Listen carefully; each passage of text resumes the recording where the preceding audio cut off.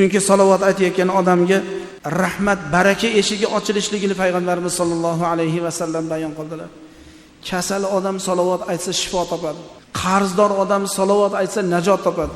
Biz undan bundan so'raymiz u yordam. To'g'ri, mayli uni to'g'ri tushunamiz. Lekin salovat aytib turib bir Xudoga yig'lab ko'ring.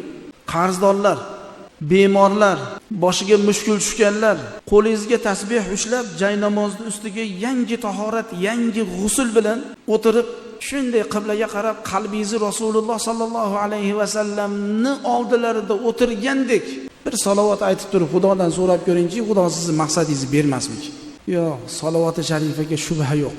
Salovat-i sharifani Xudo o'zi Qur'oni Karimda bayon qilganda, astag'firullah, innalloha va malaikatahu yusalluna alan nabiy ya ayyuhallazina amanu sallu alayhi va sallimu taslima. Allohumma salli va sallim.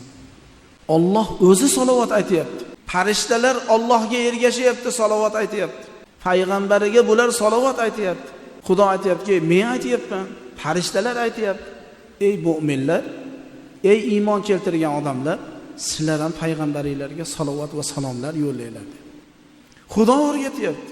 Agar Allohumma salli ala sayyidina Muhammadin an-nabiyil ummiyil habibil aliyil qadaril azimil jahi va ala alihi va sahbihi va sallam. Eng qisqa salovat salovat. Muhtaram jamoat, boshiga mushkul tushganlar bir kunda 1000 donadan kelasi jumaga aka bugun 1000 ta, ertaga 1000 ta, har kuni 1000 donadan o'qingda. Allohning habibi Muhammad Mustafa sallallohu alayhi va sallam yolg'on gapirmaydilar.